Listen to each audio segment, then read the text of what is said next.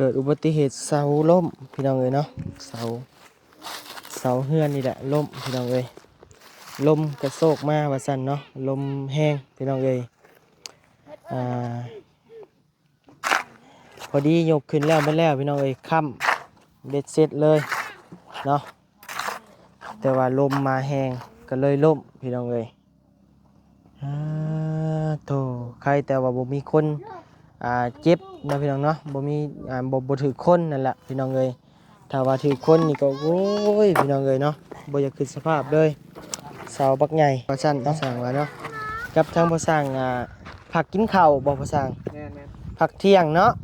ล้มมานี่แหละมาเป็นบาทคือบ่นิ้วยืนนี่ก็มานี่พี่น้องเอ้ยแต่มาคอยนี่ที่แลนใส่กับเขาก็คือว่าของละโอ้อย่าไปเฮ็ดแล่นใส่นะ สิแล่นไปหับเช้านี่บ่ดอกพอสั่งเลย เออเห็นว่าเอื้อยมาบ่โอ้เออเพิ่นอยู่ไสซะเดี๋ยวนี้อยู่เถียงเจ้านี้โดยโอ้เพิ่นมาจังมื้อแหละน้องก็ลืมได้หลายมื้อก็ลืมแล้วโดยเป็นมาซอยกันบ่มื้อนี้เป็นจังได๋น้องมาซอยคืนโอ้ถามเรื่องห้องน้ำห้องน้องน้อยนะพ่อช่างโอ้จ้าอึ๊บสวัสดีทุกท่านครับโดยถามเรื่อง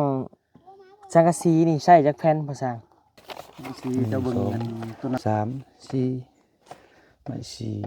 4เมตรวางมันเม็ดบ่ห่างดอกเอา7โตไปเบานิ้วไปไม่เข้าไม่48 4เมตร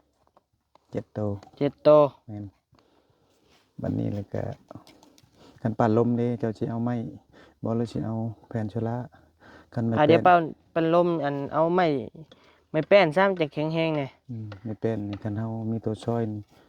น่าจะแผ่นนึงเป็น2แผ่นกันว่าบ่มีตัวช่อยก็มันจะเป็น4แผ่นได้แบบนี้เว้ยโดย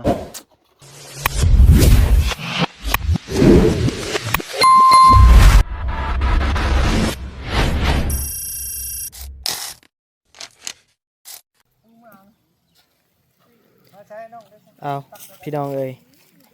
เปิดคลิปเปิดภาพมาอยู่เฮือนน้องอูเด้อพี่น้องเด้อเนาะอยู่เฮือนเด็กกำพร้าพี่น้องเอ้ยข้างปราสาทเด้อพี่น้องเด้อเนาะเอาพี่น้องเอ้ยมาพบมาพอกับบ่าวนิวมื้อนี้ก็เป็นมื้อวันศุกร์เด้อพี่น้องเด้อเวลาบ่าย3โมงพี่น้องเอ้ยบ่าย3โมงพี่น้องเอ้ยเนาะเอาพี่น้องเอ้ยกินนี่ไม่บ่เข้า พี่น้องเอ้ยเนาะมามื้อนี้กาได้ข่าวให้พี่น้องเอ้ยเนาะเกิดอุบัติเหตุอยู่เฮือนน้องอูเด้อพี่น้องเด้อเนาะเกิดอุบัติเหตุอยู่เฮือนน้องเพิ่นพี่น้องเอ้ยเกิดอุบัติเหตุเสาล่มพี่น้องเอ้ยเนาะเสาเฮือนนี่แหละล่มพี่น้องเอ้ยลมกระโชกมาว่าซั่นเนาะลมแห้งพี่น้องเอ้ยพอดียกขึ้นแล้วไม่แล้วพี่น้องเอ้ยค่ำเบ็ดเสร็จเลยเนาะแต่ว่าลมมาแห้งก็เลยล่มพี่น้องเอ้ยโธ่ใครแต่ว่าบ่มีคนเจ็บนะพี่น้องเนาะบ่มีบ่ถือคนนั่นแหละพี่น้องเอ้ยถ้าว่าถือคนนี่ก็โอ้ยพี่น้องเอ้ยเนาะบ่อยากขึ้นสภาพเลยเสาบักใหญ่เนาะหักเลยพี่น้องเอ้ยแต่ว่าตัวนี้รอดอยู่บ่เป็นหยังพี่น้องเอ้ยตัวนี้บ่เป็นหยังเอาพี่น้องเอ้ยกราบทักทายสบายดีสวัสดีรอบแรงๆเด้อพี่น้องเด้อเนาะบ่าย3เฮารอบบ่ายเด้อพี่น้องเด้อสบายดีเด้อพ่อสร้างเนาะฮอดขั้นตอนได้แล้วพ่อสร้างโอ้ตั้งเสาก็คือว่าละเพิ่นล้มแล้วก็มีแต่เพิ่นมาแก้ไขแล้วมีแต่ก็นี่พาเสาขึ้นโดยย้ายไปก่อนก่อบล็อกเนาะเฮ็ดพาเสาก็คือว่าอะไรพี่น้องเอ้ยอุบัติเหตุบ่มีใครอยากให้มันเกิดเนาะแต่มันเกิดขึ้นแล้วมีแต่แก้เท่านั้นแหละพี่น้องเอ้ยเนาะมันเป็นอุบัติเหตุธรรมชาติพี่น้องเอ้ยเนาะพอลมมันมาว่าซั่นพ่อสร้างว่าเนาะกับทางพ่อสร้างผักกินข้าวบ่พ่อสร้างผักเที่ยงเนาะลมมานี่แหละมาเป็นบาทคือบ่นิ้วยืนนี่ก็มานี่พ พี่น้องเอ้ย คอยบัดแห้ง แต่มาคอยนี่ ผมสิแล่นใส่กระเข้าก็คือว่าของละ โอ้อย่าไปเฮ็ดแล่นใส่นะ สิแล่นไปหับเช้านี่บ่ดอกพอสร้างเลย เออเอาโอ้เอาก่อนนอนกันบ่จังก่อตั้ง เท่าไรตัวนี้ ไล่ระดับกันเนาะ สามขึ้นนะแล้วเราสิตั้งขึ้นมันก็พอดีเป็นเรือบ่พอ โดย นอนปรับตัวนี้ เอาสูงจักเส้นพอสร้าง มันมงทั้งนี้มันดินมันค่อยนี่ โดย เบิ่งแล้วก็ประมาณมง6-7ชิดนี่แหละ โอ้ ไป18ชิดจะไป โดยสำฮูมันเนาะ จำหูมันนี่แหละ โดยดินประมาณ6-7ชิดนี่นะน้อยๆ โดย พอดีอยู่เพื่อยึดนี่ โดยใช้บุญทวีไปใส่นอน ว่า พักผ่อนเนาะ บ่ อย่าเพิ่น พักผ่อนตอน โอ้สบายดีเด้อน้องกิ๊กเด้อมาย่อปูนซอยบ่ ใส่แม่ชุก โอ้ลึงกันมาสุกบ่ แม่น เอาลึงกันรีบ่นี่ แม่นไปเล่นน้ำกันคืนนี่ก็ดี โอ้ เป็นดึกเด้ โดย บ่มีเวียกไปช่วยแม่ชุกแน่เพิ่นก็เมื่อยแด้สูบน้ำมาเฮ็ดเวียกเฮ็ดงานก็เลยเพิ่นก็ตั้งใจเฮ็ดอีหลีเด้ โดย ใช้สู่แดดสู่ฝนอยู่นำกัน โดย เพราะว่าบ่มีเพราะได้เงิน เติมบัตรเติมเบอร์นี่แล้วข่อยว่าเจ้า โดย บ่ได้เฮ็ดหยังคันมีเวียกก็กดพักคนหยามีไปนางบ่เพิ่นก็ตั้งใจมาช่วยได้แต่เช้า เพิ่นมาซอยเนาะ แม่นก็อยากเพิ่นดีใจนํเพิ่น บ่น้องกิ๊กนี่ก็เป็นผู้หนึ่งที่ว่า แม่น ฮู้จักความอยู่พี่น้องเอ้ยเนาะการนี้แหละพี่น้องเอ้ยเนาะทางนั้นก็กำลังอิหยังมีพาข้าวพาน้ำยกมาให้ผู้ใดพี่น้องเอ้ยน้องกิ๊กพี่น้องเอ้ยเนาะเพิ่นมาซอยคือว่าได้ยินข่าวว่าเอื้อยเพิ่นมาบ่เดี๋ยวจังหน่อยจะเข้าไปถามเพิ่นใช่นี่คือมีพาคงพาข้าวเฮ็ดแนวใดไปแนวใดอันนี้ ทาทุกเพื่อนยังบ่แล้วเวียก ฮะ ยังทาทุกเพื่อนยังไม่แล้วเวียก โอ้แต่งพาข้าวกินหยังอันนี้เพิ่น โดย คือกินหลายเทื่อแท้ โดย หึ โดยจะกินสายแล้วมื้อเช้านี้ อืมลาบบอรี่ซื้อมา โดย พี่น้องเอ้ย ครับไก่ โดยพาขาวพาน้ำพี่น้องเอ้ยสบายดีเด้อแม่สุกเด้อใช้เบลเอาลูกสายฟ้ามานำบ่ อ้าวเห็นแบบเรามีโทรมาแล้วโทรมายังนี่วะฮะ บ่นิวโทรมา โอ้แม่น เฮาอยากโทรมาถามเรื่องห้องน้ำห้องในน้องน้อยแหละเนาะเรื่องไม้เรื่องตอกมันสิใช้ได้จักเส้นซื้อไปจักเส้นหั่นน่ะ เลย เดี๋ยวจังหน่อยจะเข้าไปถามผู้สร้างเพิ่น เลย อืม อ้าวเห็นบ่าวเอาอยู่โทรได้วะฮะ บ่คือบ่โทรกลับแน่เลย อ้าวเห็นเวียกเลย อืม เนี่ย โดย อยากถามเรื่องนี่แล้ว อยากถามเรื่องไม้มันสิใช้จักเซนหั่นน่ะ เลย เดี๋ยวจังหน่อยจะสิย่างไปถามเพิ่นผู้สร้างพี่น้องเอ้ยฮ้อนแห้งมื้อนี้พี่น้องเอ้ยเนาะยอมรับเลยว่าฮ้อนแห้งอืม ฮอนเด็ดอยู่ โดย เด็ด อืมโดยเอาโอเคแล้วเดี๋ยวจังหน่อยเข้าไปถามผู้สร้างว่าสิใช้จักเส้นไม้สังกะสีนี่ก็จักสิจักแผ่นอีกนี่ถามเพิ่นก่อนเนาะเออโอเคถ้าไอ้สร้างบ่กินข้าวแต่งไว้แต่งว่าแท้เพิ่นยังก่อบ่แล้วซ้ำสบายดีหำเด้อสบายดีโดยใช่ บ่น้องกิ๊กคือว่าเห็นว่าเอื้อยมาบ่ โดย เออเพิ่นอยู่ไสซะเดี๋ยวนี้ อยู่เทียงขึ้น อยู่เถียงเจ้านี้ โดย โอ้เพิ่นมาจังมื้อแหละ น้องก็ลืมได้หลายนี่แต่ ลืมแหละ โดย อืมเป็นมาซอยกันบ่มื้อนี้เป็นจังได น้องมาซอยคืน โอ้มานี่แต่เช้าพุ โดย อืมเว้าเรื่องน้องกิ๊กนี่ก็บ่ไปหาเพิ่นหลายมื้อหลายเดือนแหละพี่น้องเอ้ยตั้งแต่ปุ๊แรกๆพุพี่น้องเอ้ยเนาะก็ดีแล้วมาซอยกันบ้านใกล้เฮือนเคียงพี่น้องเอ้ยเนาะเถียงใกล้กันซอยกันก็ซอยกันยามนี่แหละพี่น้องเอ้ย โดย อืม นี่พี่น้องเนาะตัวดีแล้วรู้จักมาซอยกันเนาะพึ่งพากันยามนี้พี่น้องเอ้ยผู้ทางนั้นก็บอกแบกผู้ โอเคแล้วน้องๆเนาะเอ้ยกลับมาเลยเนาะ โดย เพิ่นบ่ไปอีกบ่ซั่นน่ะ น้องก็บ่ฮู้น้ำเพิ่นอาจสิบ่ได้ไป เพิ่นมานอนในเถียงนํกันนี่บ่ นอนเที่ยงนอนกันนี่แหละ อืมโดยโอเคเดี๋ยวอ้ายไปล้มเวียกกับพ่อสร้างก่อนจักเล็กจักน้อยพี่น้องเอ้ยวันมาเบิ่งนี่อีกก่อนแล้วนะพ่อสร้างเฮามีเรื่องอยากถามอยู่เรื่อง สวัสดี ไปนั่งห่มปะรู้สึกว่าแดดอยู่ เจ้าอยู่จัดเก็บเข้ามาให้เฮาเลยเย็นมึงบัดนี้อยู่จัดสิเปียกอยู่เข้ามาไล่ให้มันพอดีกันเลยไล่มันเลยไล่บอกเลยเข้ามาเลยเดี๋ยวเอานี่ครับตัวนี้นี่เอาเข้าปีนทางนั้นมาเอาหูใส่กันแล้วเอาปูนลงตรงกลาง ได้อาชีพกับพ่อสร้างเลยได้นี่ เคยขอลงนิดหน่อยแหละบ่มันนั่นเจ้าอัดเอง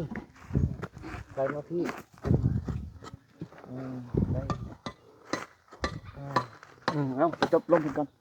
เอาน้ำพดใส่น้ำปูนเอาลงก่อนปรับระดับไป เขาอยากถามเรื่องห้องน้ำห้องน้องน้อยนะพ่อสร้าง โอ้เจ้าอึ๊บ สวัสดีท่านหนึ่งครับ โดยถามเรื่องสังกะสีนี่ใช่จักแผ่นพ่อสร้าง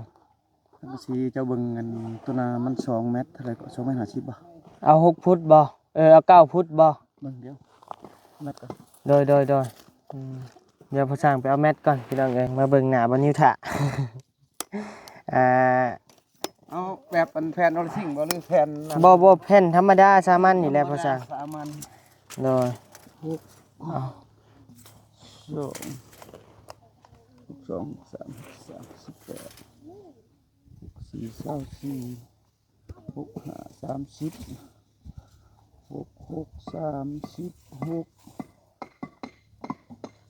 น่าจะเป็น7 แผ่นของไม้8 เมตร 7 แผ่น ไม่4 เมตร โดย มันเพื่อเฮาเหลื่อมกันเฮาไล่วาง60นะ โดย เดี๋ยวเฮาก็เหลื่อมพอเด็กหน่อยดิ จักแผ่นก็7 แม่น 7 แผ่นในกาเอาจักฟุตบัดนี้ 2 เมตร 40 2 เมตร 40 4 เมตรมันถึงมาทีเดียว11 ฟุต52 ฟุตมันจะสั่น10 ฟุตลงประมาณ12 ฟุตเจ้าไล่เข้าไปเฮ็ดชั่วเดียวนี่ก็ว่าน่าจะพอดีน้อยๆเรียกว่าเฮ็ดชงโมเดิร์นเลยเนาะ แม่นอันแบบเฮือนไฟฟ้าแล้วนะ แบบโมเดิร์นจุดบาทเดียวแล้วนะ 2 เมตร 50 2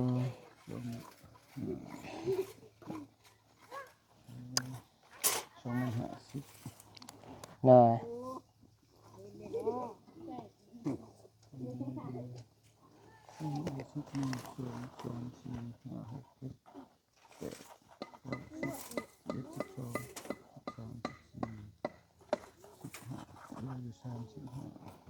มันพอดีกระเทินเนาะมันสิให้12 ฟุตมันบ่มีสังกะสี13 ฟุต14 ฟุตเนาะ บ่มี นี่มีแต่12 ฟุต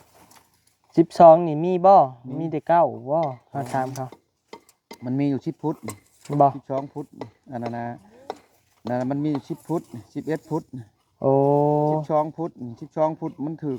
กับ3 เมตร 60 โดย ขายห่างๆนะ โดย บัดนี้ละครมันผัดโต4ไม้เฮา4 เมตรอยู่แล้วเฮาบ่อยากตัดบ่ถึงหน่อยๆนะ โดย ประมาณ30 เซนบ่ถึงนะมันสิเอา7 ฟุต274บางเทื่ออาจจะ เอาอัน7 ฟุตบ่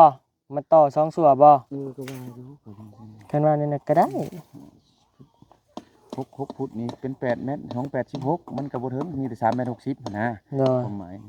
ต้องเป็น7 ฟุตนี่เด้นี่7 ฟุตมันมี2 เมตร 10นะ โดย ตัวหนึงบัดนี้เฮาหารใส่ข่าวเด้ โดย มันก็ไหลลงไปพุ่น โดย อันนี้หารจุดใส่ข่าว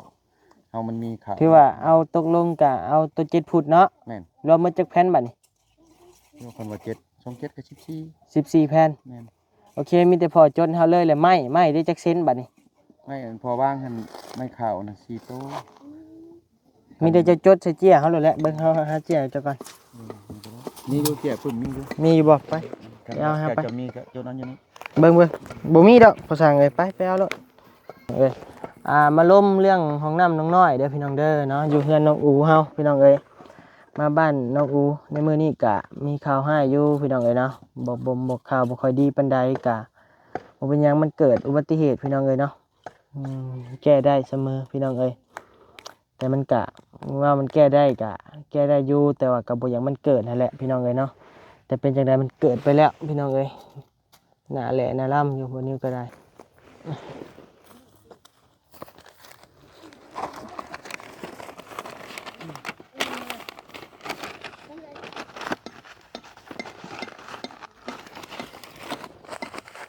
เดี๋ยวเขาจะแลนไปซื้อเลยนะมือนี่ซื้อสังกะสีไปก้อนมือนี่เขียนแบบเป็นบ่อนะ 1 2 3 4เอาหาเส้นรถอันนั้นนะเฉพาะข่าวเนาะ จักแมท 5แล้วก็6 7 8เอา8ตัวเพราะว่าชีญัวมันมี3เลยแล้วก็ข่าว5มันสิใส่4ตัวเพิ่นอาจจะ4 5พุทนะจะ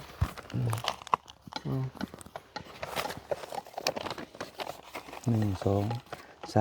4ไม่4เม็ดวางมันเม็ดบ่ห่างดอกเอา7ตัวไปเบานิ้วไปไม่ข่าว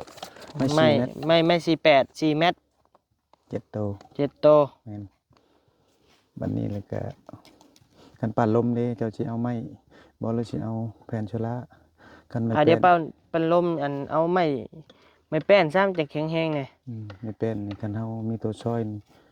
น่าจะแผ่นหนึงเป็น2แผ่นกันว่าบ่มีตัวช่อยก็มันจะเป็น4แผ่นได้แบบนี้เว้ย โดย ก็ว่ามัน ตัวซอยในใด เอาแบบว่าหน้า20เฮาซอยหน้า10เด้ โอ้ แต่ประหยัดอีกเฮาซื้อ2แผ่นได้4โต๊ะนะ โดย คันว่าบ่มีแนวซอยก็จำเป็นเฮาก็ได้ ต้อง ซื้อ ใส่แผ่นใหญ่เลย แม่นต้องมัน เพราะมันบ่มีไฟฟ้าเด้อยู่พุ่น แม่น แต่ว่ามีแต่4แผ่นเดี๋ยวให้จดรายการเลยบ่ จดรายการละ สังกะสี สังกะสี7ฟุต14 แผ่นบ่ 7 ฟุต14แผ่น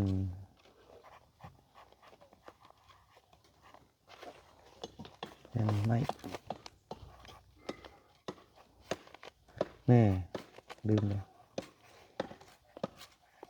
ข้าวและชีนัว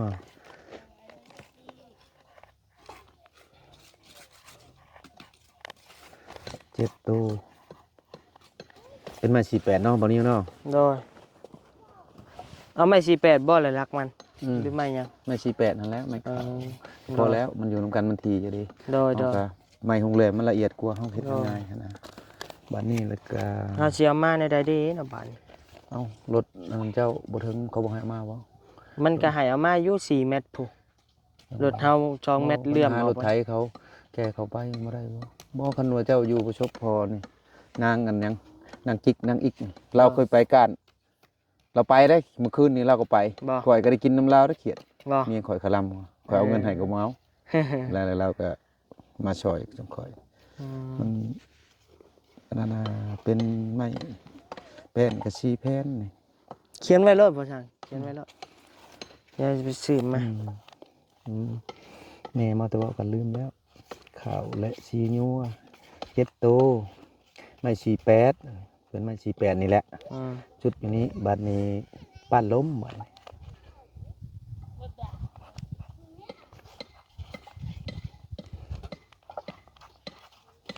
ล้มกับ4แผ่น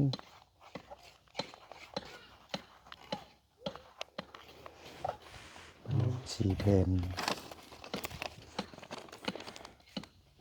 คือว่าบ่ได้เสได้เรือพอเส้น2เส้นละมึง